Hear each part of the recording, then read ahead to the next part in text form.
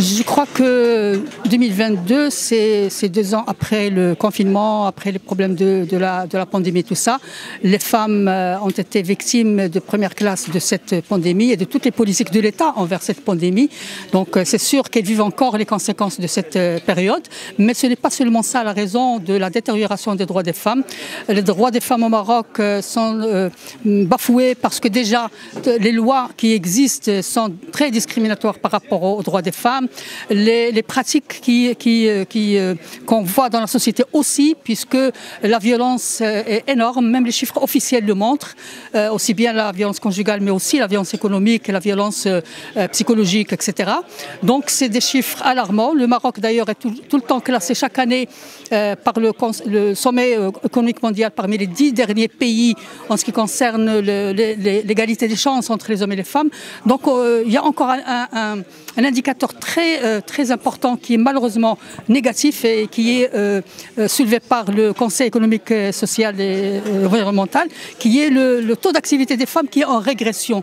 Et quand ce taux régresse, ça veut dire que toute la société marche en arrière en fait. C'est une régression de toute la société puisque les femmes reviennent à la maison, les femmes ne trouvent plus de place dans le marché du travail, etc.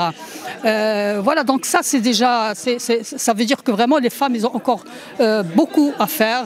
Tout le mouvement des femmes, tout le mouvement des droits humains, tout le mouvement démocratique qui défend l'égalité en femmes a encore beaucoup de travail à faire puisqu'nous sommes encore très loin d'une société qui respecte les femmes, et qui respecte les droits des femmes et d'un État qui respecte ses engagements en matière de droits des femmes, puisque le Maroc s'est déjà engagé à plusieurs niveaux, y compris sa ratification de la CEDAW qu'il est obligé en fait d'appliquer et dont les lois encore en vigueur sont loin d'être à la hauteur de ce qui est dans la CEDAW. Oui, depuis déjà avant 2000, c'est-à-dire dans les années 90, lorsque ce débat a commencé, la MDH avait déjà mis en place son mémorandum où il y a tout un ensemble de revendications, sa conception au Code de la famille, comment il doit être. Donc lorsque le Code de 2004 est sorti, nous sommes parmi les rares qui l'avaient critiqué parce que tout le mouvement des droits des femmes était très heureux pour ce code. La MDH était presque une des rares associations qui avait fait un communiqué en disant que ce code c'est vrai qu'il y a eu beaucoup d'avancées, on ne le nie pas, mais c'est un code qui est encore très loin d'assurer l'égalité entre hommes et femmes dans la famille.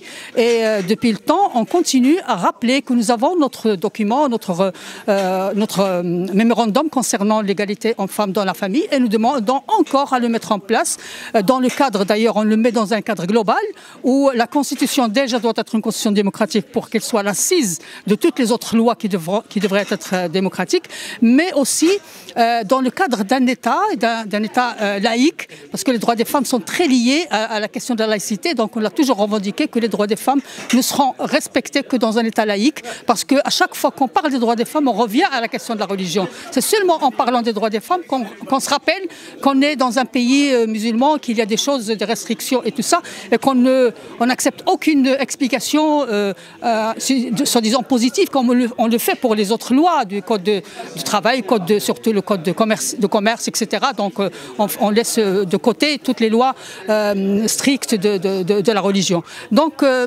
voilà, pour le moment, le code de la famille, il y a énormément de problèmes, mais on met l'accent sur la question de l'âge de mariage, puisque malheureusement nous avons encore des dizaines de milliers de petites filles qui sont mariées un mariage précoce qui est un crime envers l'enfance marocaine.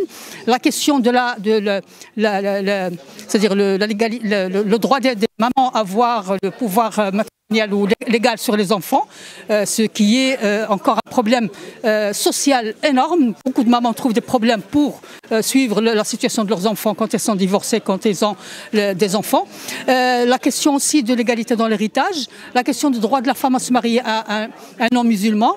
Et puis la question de la polygamie qui est encore dans nos lois. Donc en plus de ces 5 points qui sont primordiaux, il y a aussi les problèmes de divorce. Même s'il y a une avancée par rapport à l'ancienne loi, il y a encore beaucoup de problèmes de divorce, de nafaqa, je je sais pas comment, la pension alimentaire et tout ça. Donc il y a encore aussi la question du domicile conjugal pour la femme divorcée qui a des enfants. Tout ça, c'est écrit dans les lois, mais dans l'application, il y a peu de choses sont appliquées. Donc le code de la famille, c'est encore un champ très important de débat, plutôt de lutte et de combat pour les femmes marocaines et pour tout le mouvement démocratique marocain.